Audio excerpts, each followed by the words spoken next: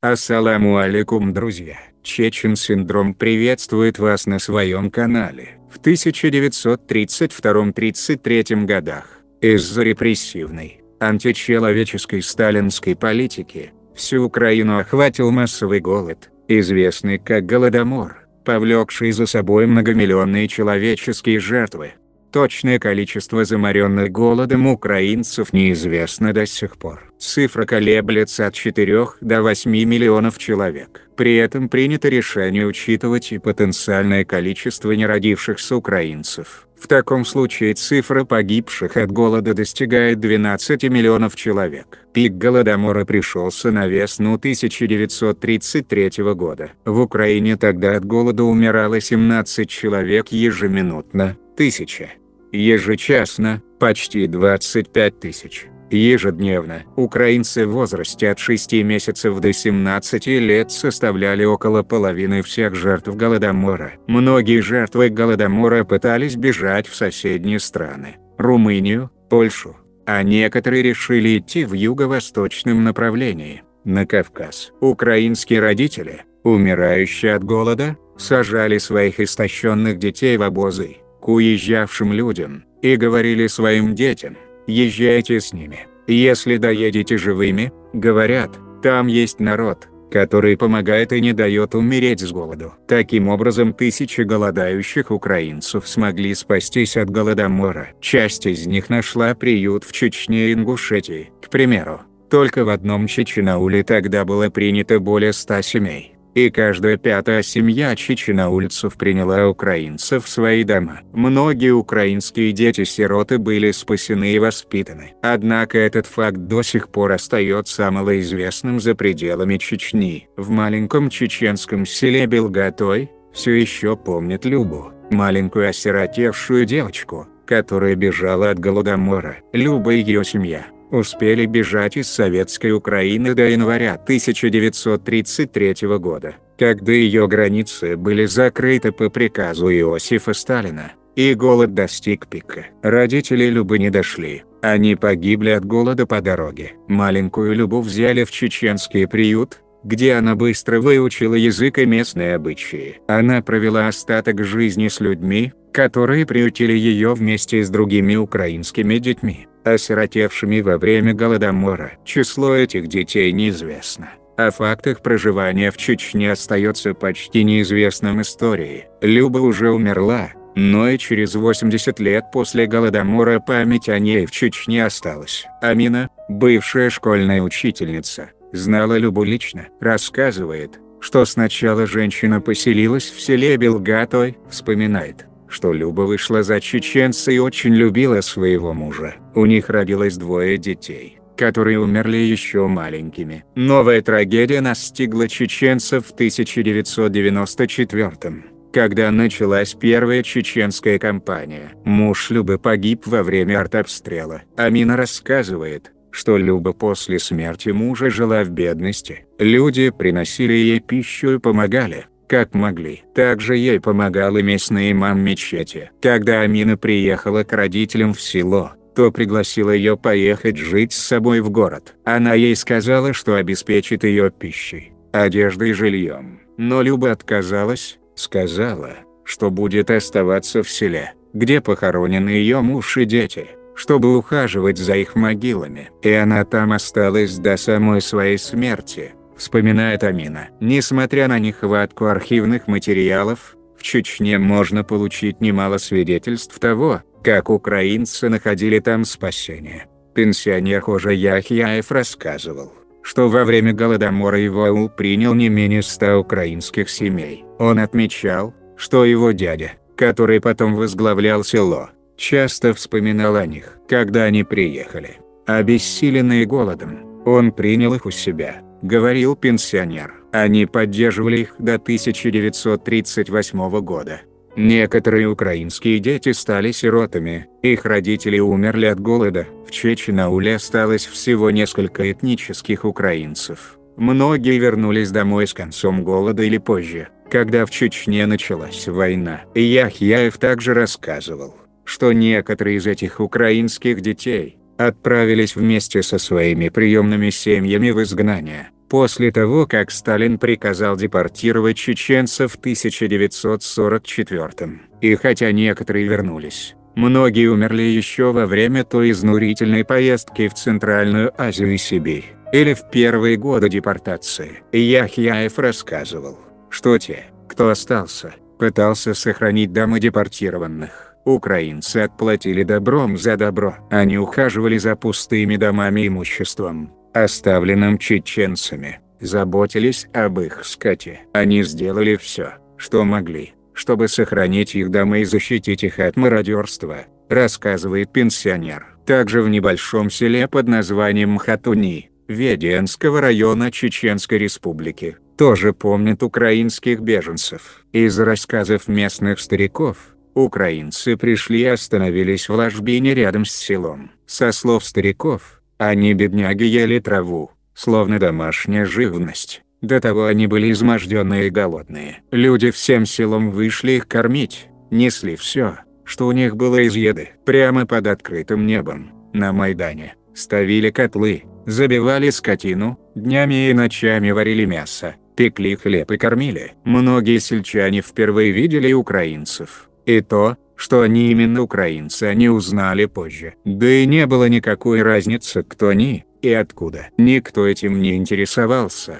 Все без разговоров и расспросов разобрали людей по своим домам и откармливали их. Тем из чеченцев, у кого хозяйство было слабым, сельчане побогаче помогали, приносили для украинцев мясо, муку, картошку, масло. Советская власть в помощи беженцам не участвовала, а наоборот препятствовала. Через несколько дней после того, как в селе появились голодающие украинцы, приехали начальники из Веденского НКВД и потребовали выдворить украинцев из села, и пригрозили тюрьмой, если будут продолжать кормить их. Но люди не испугались угроз. Чеченцы всегда проявляли солидарность с теми, кого власть ущемляла и преследовала. Среди местного населения были люди, которые специально вели агитацию, говоря, что из-за беженцев сельчане могут пострадать. Видимо, НКВД обязывало их запугивать людей. Но такого не было, чтобы хоть кто-то отказал в крови и пище украинцам. Такая же ситуация была и в других чеченских селах. Люди повсеместно, по всей республике, принимали украинцев, давали им одежду, пищу и кровь. Власти, видя, что чеченцы массово принялись помогать украинцам, не стали предпринимать силовых мер против них. Но через какое-то время в Хатуни пришли войска НКВД, организованно собрали всех украинских беженцев и увезли. Куда увезли, неизвестно. То же самое произошло и в других селах. В то время, как-то в один день, через чеченское село Старые Атаги проходила группа украинских беженцев.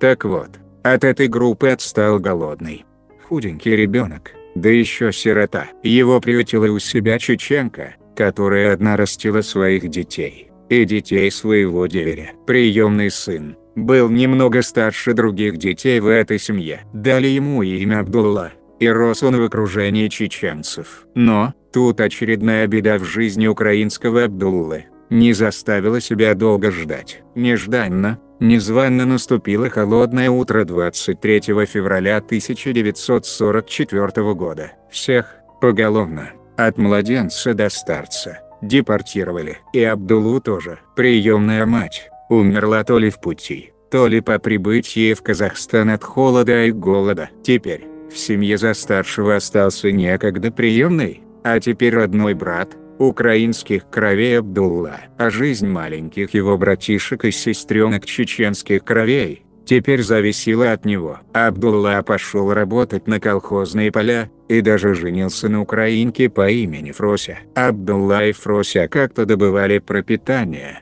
и заботились о младших, и выжили все вместе. С Божьей помощью все выросли там, стали на ноги, и вернулись на чеченскую землю через 13 лет, обратно в Старые Атаги. У Абдуллы и Фроси родился сын, которому дали чеченское имя. Внуков Абдуллы и Фроси, которые позже появились на свет, тоже нарекли чеченскими именами. В 80-е годы Абдулла был в старом возрасте, больным, и сам теперь нуждался в заботе. До последних его дней за ним присматривали, и он ушел из этого мира, пройдя немалые испытания и тяготы. В те времена есть случаи, когда чеченцы на лошадях в переметных сумках возили продукты для голодающих на Украине, сушеные сыр и мясо, кукурузную муку. В зону Голодомора их не пропускали. Но туда и оттуда ездили поезда, эшелоны с промышленными товарами, с станками, с лесом,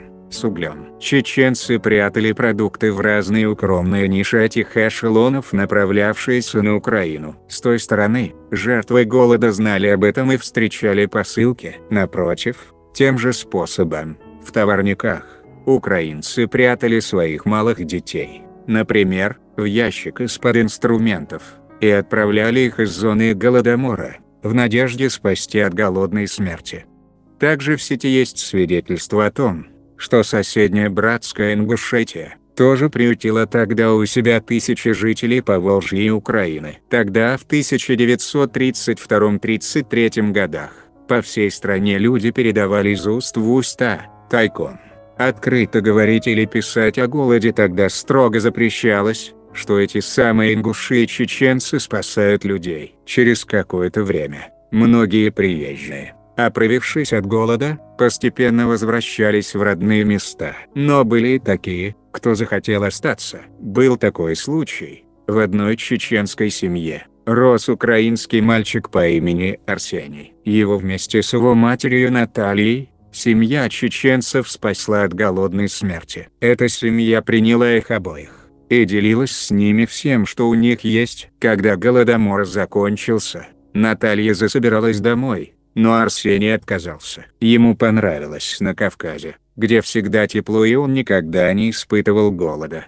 К тому времени он уже знал язык, адаптировался. Через несколько лет Наталья опять вернулась за ним, но Арсений снова отказался. Он тоже вместе со всеми отправился в депортацию. Там женился и остался жить. В Шелковском районе Чеченской Республики есть село под названием Харьковское. История села начинается с 19 века. Его первые поселенцы, высланные царем на Кавказ переселенцы из-под Харькова, с села Безлюдовка. Известны даже фамилии некоторых переселенцев: Подкопай, Горобец. Рассказывают, что семьи были трудолюбивые и поэтому быстро адаптировались. Начали хорошо жить и вести фермерское хозяйство. Во время Красного террора, при коллективизации, переселенцы очень сильно пострадали. Большая часть взрослого населения была расстреляна коммунистами. В одном из своих интервью глава Чеченской Республики Рамзан Кадыров заявил: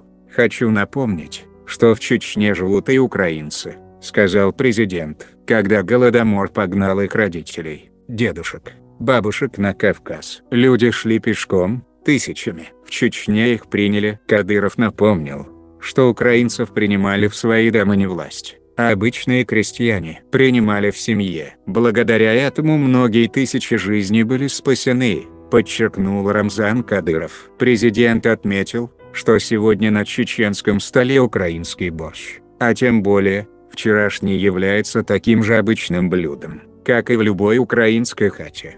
А про слово «Майдан» идут дискуссии, или оно украинское, или чеченское, добавил Кадыров. После распада Советского Союза исследователи собрали тысячи свидетельств очевидцев Голодомора. Но и поныне мало кто за пределами Чечни знает о той роли, которую чеченцы и ингуши сыграли в деле спасения украинцев от Голодомора. Исследователь Голодомора Василий Морочко отмечает, что неизвестно ни одного источника, содержащего данные по украинцам, которые нашли спасение в Чечне. Чеченский историк Вахид Акаев предполагает, что семейные фотографии и другие потенциальные доказательства этих событий, вероятно, исчезли во время депортации чеченцев и двух чеченских войн.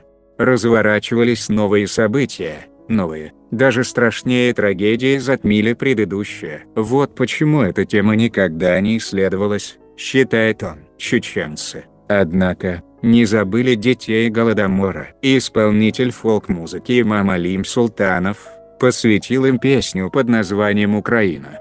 «Спасибо тебе, самого исполнителя уже нет в живых, Его убили в Одессе в 1996.